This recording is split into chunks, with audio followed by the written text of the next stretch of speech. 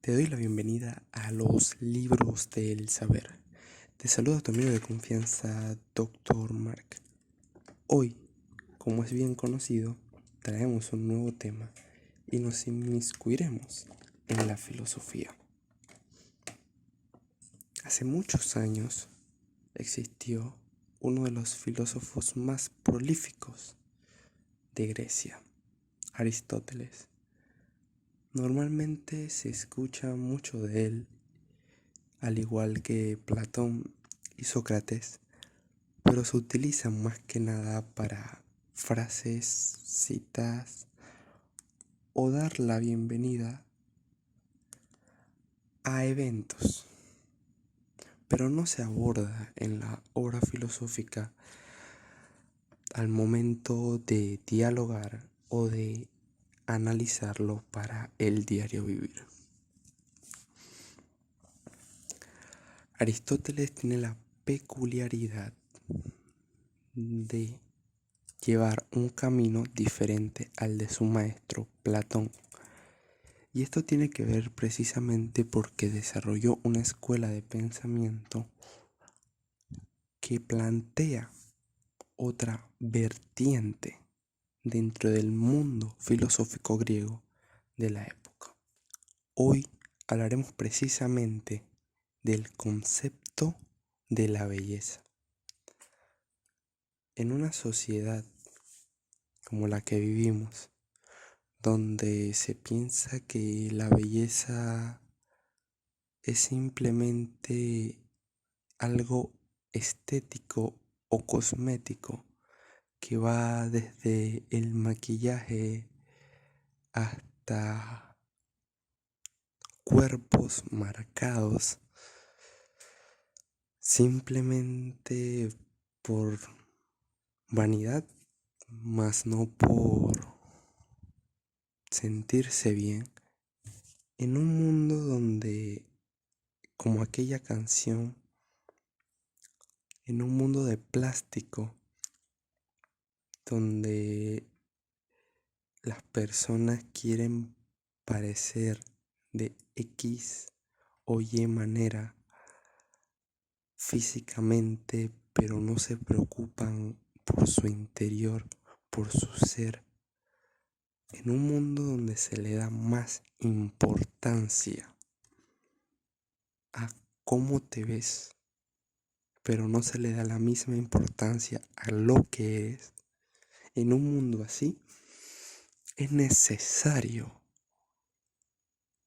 plantearse con sumo cuidado el concepto de belleza.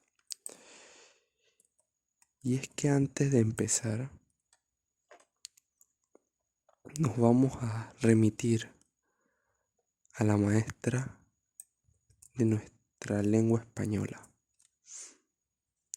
y recurriremos al diccionario de la Real Academia Española. Nos dice: belleza. 1. Cualidad de lo bello. 2. Persona o cosa notable por su hermosura. Y hace un señalamiento donde dice: belleza ideal. 1. En la filosofía platónica es el prototipo o ejemplar de belleza a la que tienden ciertas formas de la realidad en continua búsqueda de la belleza en sí. Esto es desde el punto de vista de Platón, el propio significado que coloca la Real Academia. Y esta concepción, que es más amplia y que iremos estudiando más adelante, la traeremos al canal. Pero por ahora, para comprender el concepto de belleza en general, vayámonos a bello, que lo define como: 1. Que por la perfección de sus formas complace a la vista o al oído, y por su extensión al espíritu. Y es que la belleza es referente a lo bello. Y lo bello por sí no solamente trata, tal cual nos señala la RAE, de sus formas, de cómo se ve, la manera en que se desenvuelve, al complacer a la vista y al oído, los sentidos, sino que también al espíritu. Y esta definición, que es la más clara que tenemos para explicar la belleza, nos da a entender que es un camino físico espiritual, es decir, del ser humano en lo que respecta a aquello que se ve y no se ve, pero es intrínseco a él. Aristóteles, en su obra Retórica, señala: en lo concerniente a la belleza, es diferente en cada una de las edades. La belleza del joven consiste en tener un cuerpo útil para los ejercicios fatigosos, así los de carrera como los de fuerza, y que además resulte placentero de ver para disfrute de los espectadores. Por tal motivo, los jóvenes más bellos son los que actúan en el pentatlón, ya que por naturaleza están igualmente dotados para los ejercicios de fuerza y de velocidad. Por su parte, la belleza del hombre maduro radica en la aptitud para los trabajos de guerra, así como en que parezca ser al mismo tiempo agradable y temible. Finalmente, la belleza del anciano reside en la suficiencia para resistir las fatigas necesarias y estar libres de dolores por no sufrir ninguno de los inconvenientes que aflige la vejez. Y es que en este planteamiento, cuando Aristóteles planteó estas ideas, eran principalmente enfocadas a la sociedad griega. Por eso se observa que habla de pentatlón, que habla de disciplinas de esta índole. Pero esto no es ajeno a nuestra sociedad, porque si bien es cierto se planteó en un momento diferente de la historia, se puede adaptar hoy día a nuestros tiempos. Primero, porque como ya vimos, la belleza no conoce únicamente de un momento en la historia, sino que prevalece a través del tiempo. En el caso de la belleza del joven, que destaca el concepto de cuerpo útil, se refiere a que el joven debe producir. Su cuerpo debe ayudar a realizar ejercicios fatigosos, ejercicios que una persona de mayor edad no puede realizar. Y es claro observar cómo a la persona joven se le somete a labores físicas más fuertes que a una persona anciana, porque técnicamente tiene la capacidad para realizarla, tiene energía, tiene aguante. Y esto lo tenemos que ver como un camino propio de la vida.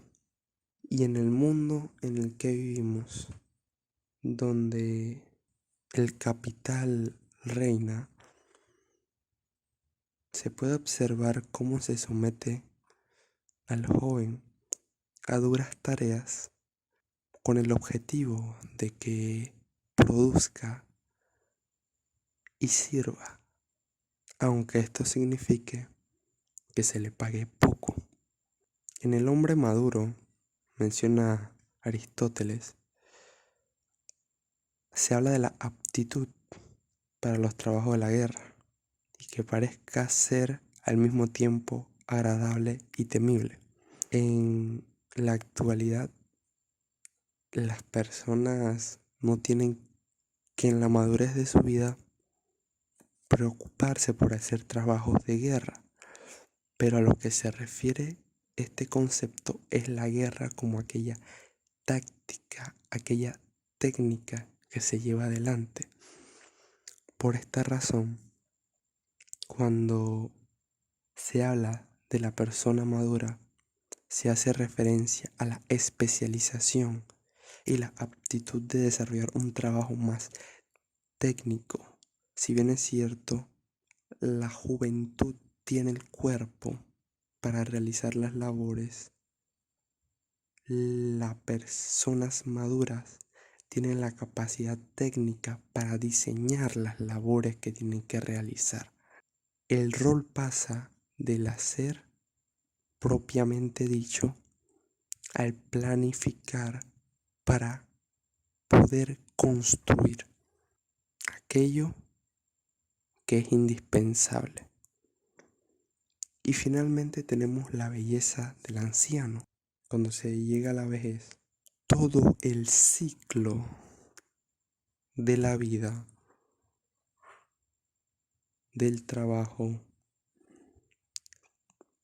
del planteamiento, de la técnica, todo ese proceso ya se ha cumplido y el anciano debe tener ya un momento para sí, para descansar. Por eso se habla de la resistencia para las fatigas necesarias, es decir, que no tenga la necesidad de sufrimiento al final de todo lo que realizó a lo largo de su vida, que esté libre de dolores por no sufrir ninguno de los inconvenientes que aflige la vejez, que tenga una vida para disfrutar, que ya cumplió su rol y ahora es un momento de disfrutar. Y es todo este desarrollo de la belleza que hace Aristóteles, que lo mira desde el aspecto del realismo, desde el aspecto de la realización, de lo que se tiene que hacer, de cómo es la belleza desde el punto de vista que se debe observar. Y es precisamente esto a lo que nos llama Aristóteles, a no ver la belleza simplemente como un complemento sin esencia, alejado de la integridad de la persona, porque esta belleza propia de la vida es también una manera de apreciar lo que tenemos